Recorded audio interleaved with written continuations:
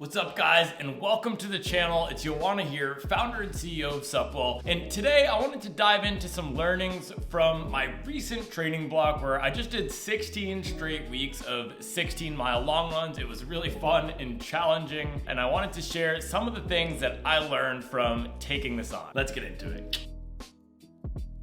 So first up, some context around why I decided to take on this challenge. Coming out of my marathon training block last year, I decided that one of the things I really wanted to work on was my longer run endurance and also my consistency with these long runs. I noticed that a lot of the guys out there who were running sub 3-hour marathons and pushing the pace, they were these guys who've been doing it for years. While you can't manufacture the effect of training hard over a period of decades, what I did want to do was see if building consistency with my long runs would help improve my aerobic engine faster than just doing 10-mile long runs. I also got inspired by something called the Edrington number, which is used in cycling. And what the Edrington number looks at is the highest number of miles that you've biked for a specific number of days. For example, if you've biked 4 miles for 4 days straight, your Edrington number is 4. If you've biked 10 miles for 10 days straight, your number is 10. And it gets harder and harder to increase that score as you add numbers. So for example,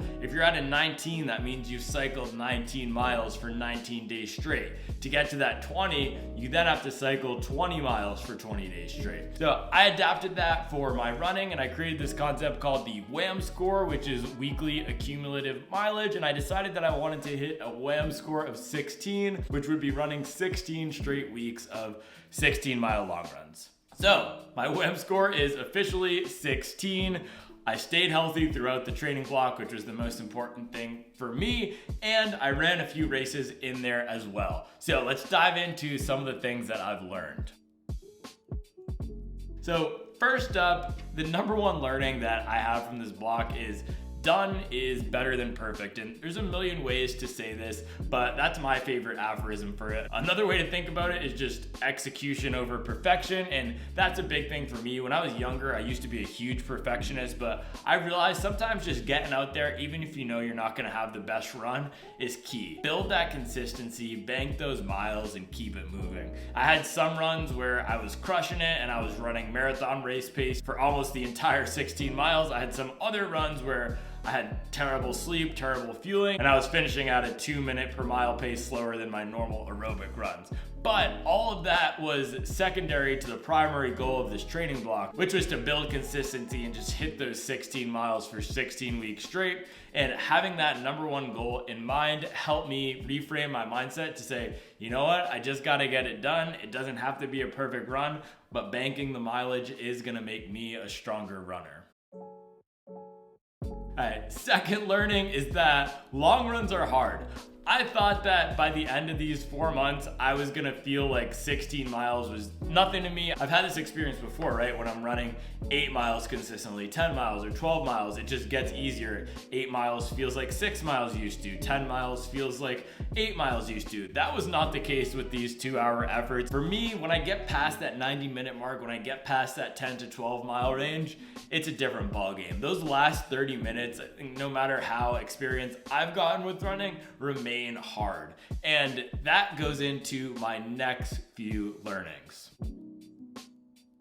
Third is you cannot outrun bad sleep. And so the reason why I had some tough runs in there is because my recovery was not great. I have a full-time job on top of what I'm doing with Supwell. I'm in business school part-time. I have 2 young kids. My wife is pregnant with a third. I have a lot on my plate, and I try to balance running 80 plus miles per week on top of that. So what that means is sometimes I'm gonna get 5 to 6 hours of sleep, and I really pay for it on those long runs. Whereas on shorter runs, I can get by if it's under an hour, just crank it out, crush it, might have a slightly elevated heart rate. On those longer runs, if I was under recovered, if I'd gotten 5 hours of sleep and I tried to rip off a 2-hour, 16-mile long run, I was gonna be paying for it in the latter half of that run. But with the mindset of done is better than perfect, I was able to crank through it and put it in the books.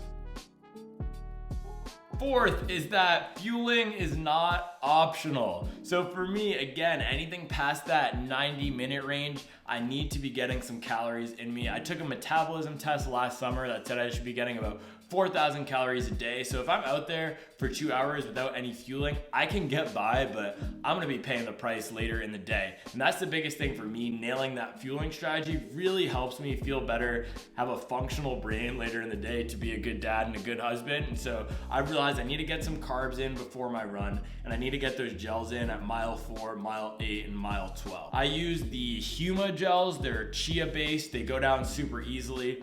And I also use the Nathan handheld water bottle. I'd put some Noon in there to fuel. I actually lost that halfway through this training block. So for the last 2 months, I didn't use any water. And that also ties back to this fueling isn't optional. I noticed a huge difference in my performance on those long runs when I didn't use water and when I did. And especially out here in North Carolina in the summer, it's about 80 degrees, 85 degrees toward the end of those long runs. If I'm doing it on a Saturday and starting at 7 or 8 a.m. and ending at 9 or 10 a.m., it's gonna be 80 to 85 and super humid. So with all that water loss, all that salt loss, if I was not replacing it as I hadn't been over the past few months with losing that water bottle, I felt way worse than I did when I was hydrating properly. That is my question to you. How do you all hydrate during your long runs? What's your rule of thumb for hydration and fueling? Do you fuel on all runs over a certain mileage distance? Do you only fuel in certain weather conditions? Let me know in the comments. Fifth and finally, my last learning from this training block of 16 weeks of 16-mile long runs is that I need support. I know for a fact I cannot train at a high level unless I have the support of my family, specifically my wife, who watches the kids on the weekends and lets me run for 2 hours, 3 hours with all the other fueling and prep that goes into it.